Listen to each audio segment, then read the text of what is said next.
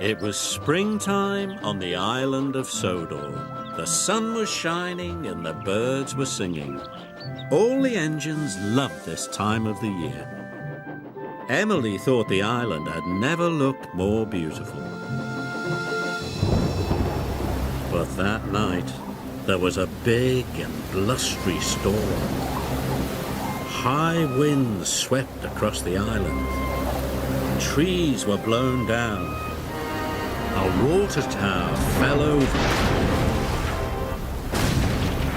And the roof blew right off Farmer McColl's barn. Emily was very pleased to be safe and warm in her cosy shed.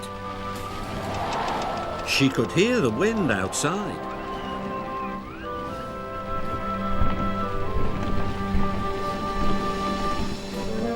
But the next morning, Emily could not believe her eyes. The storm had made a terrible mess. Farmer McColl was looking at the damaged barn. The baby calves will be cold at night. I must fix the roof right away. But Farmer McColl didn't have any timber for the roof. So he telephoned the Fat Controller. The Fat Controller came to see Emily. "The storm blew the roof off Farmer McColl's barn," he said. "You must take some timber so it can be fixed." "Yes, sir," said Emily. Emily steamed over to the timber yards.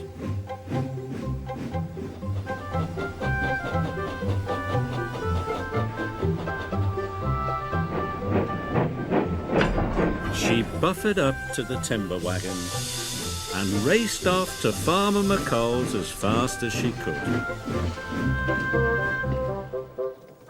But the storm had caused lots of damage to the lines. Workmen and lorries were clearing branches and rocks from the tracks. Emily wanted to go quickly, but she couldn't go at all.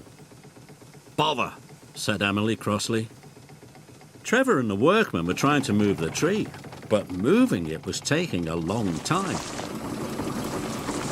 "Hurry up," Emily puffed impatiently. "You must work harder." And she blew her whistle.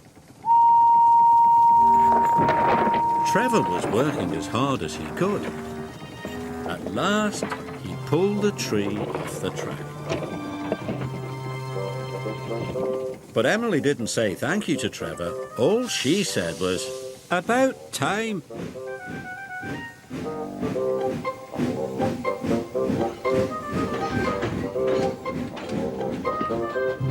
Every time she came across workmen clearing the track, she blew her whistle and wheeshed steam.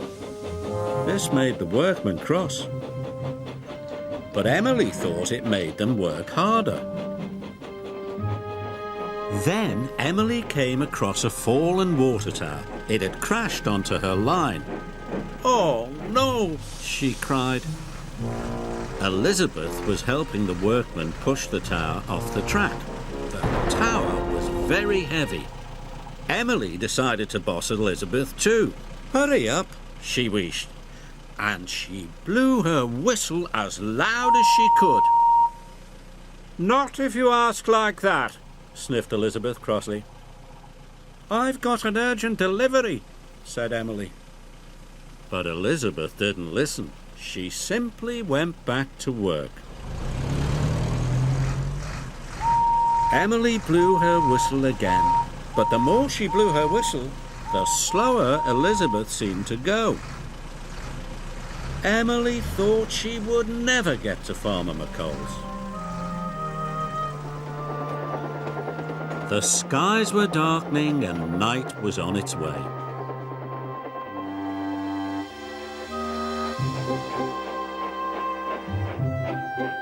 Thomas arrived bringing more supplies.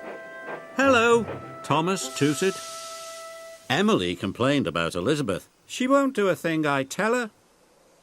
"That's because you're a big bossy boiler," laughed Thomas. "You should try asking nicely for a change." Emily didn't like being called the bossy boiler, and she didn't want to ask nicely. But it would be night time soon, and the baby calves still didn't have a roof over their heads. So Emily took a deep breath. "I'm sorry I was rude, but can you help me get this timber to Farmer McColl's?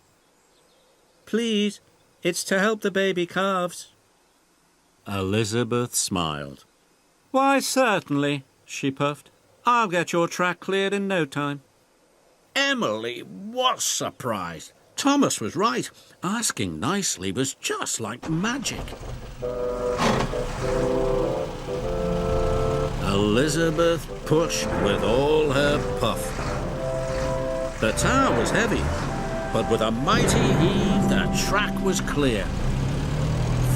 "Thank you," cried Emily, and she steamed on as fast as she could. It was nearly bedtime. Emily knew the baby calves would be getting cold. So whenever there was something on the track, she took a deep breath and said, "Please and thank you."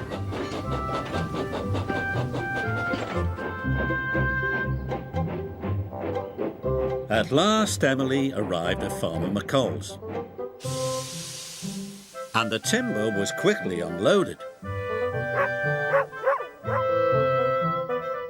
The barn was soon repaired, and the baby calves snuggled down on their nice soft hay.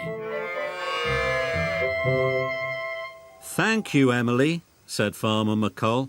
"The calves will be nice and warm now." Emily was pleased. She'd arrived on time. Asking nicely was all she'd had to do.